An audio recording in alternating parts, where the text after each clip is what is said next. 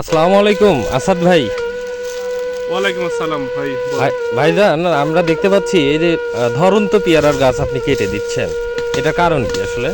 আসলে কারণ বলতে গেলে অনেক কিছু। বাংলাদেশে যারা আন্দোলন করতেছে বর্তমানে তারাই সফলতা পাচ্ছে, কিন্তু বাংলাদেশের কৃষক আর প্রবাসী ভাইরা আচ্ছা। এরা কখনোই সফলতা পায় না। দেখেন যে ধরন্ত পেয়ারা গাছ, মানে পেয়ারা পূর্ণাঙ্গ ফলন পাচ্ছে, কিন্তু তারপর গাছটা কেটে ফেলতেছে। এর কারণটা হলো সার, কীটনাশক সব কিছুর দাম বেশি। এই দেন পেয়ারা, কিন্তু এখন বর্তমানে পেয়ারা হলো ৩,৩২০ টাকা মূল। আচ্ছা। তারপরও কৃষক এই পেয়ারা বাগান কেটে দিচ্ছে। এখানে ১৫ বিঘা জমি আছে পেয়ারা বাগান, পূর্ণাঙ্গ কেটে দিচ্ছে।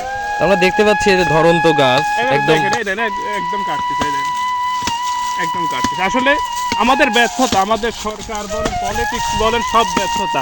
কৃষকের বাইরে সবাই, কৃষক আর প্রবাসীর বিরুদ্ধে সবাই, কেউ হেল্প করবে না কখনোই কৃষকের আর প্রবাসীকে।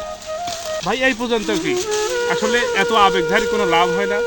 হাজারো আবেগ থাকলে আমাদের দুঃখ কেউ দেখবে না, কৃষকের দুঃখ কখনো কেউ দেখবে না। দর্শক, আসলে এই যে কথাগুলো শুনলেন, এটা কিন্তু ভীষণ একটা ব্যথার কথা। এই যে ধরন্ত পেয়ারার গাছ কিন্তু কেটে দিচ্ছে, এটার একমাত্রই কারণ হচ্ছে এই বাগান থেকে কিন্তু লাভ হচ্ছে না বললেই চলে। কারণ কীটনাশকের প্রচুর দাম, সারেরও প্রচুর দাম, এবং আপনি যে হরমোনটা করতেছেন সেটার সম্পূর্ণ রেজাল্ট হচ্ছে না। সে কারণে কিন্তু গাছগুলো কেটে দিচ্ছে। আপনি দেখেন, একটা গাছে যদি ফল দেয়, সঠিকভাবে ফল দেয়, এখানে কিন্তু 1 থেকে 1.5 মণ ফলন কিন্তু পাওয়া যায়। এইসব গাছটা কাটার মতন গাছ না। এই গাছটা হয়েছে, একটা গাছ হতে 3 থেকে 4 বছর, মানে সবচেয়ে বড় গাছ হতে লাগে, সময় লাগে। তাহলে আমরা বুঝলাম যে আসলে কৃষকের ভালোটা আসলে কেউ দেখে না। কেউ চায় না কৃষকের। ধন্যবাদ ভাই।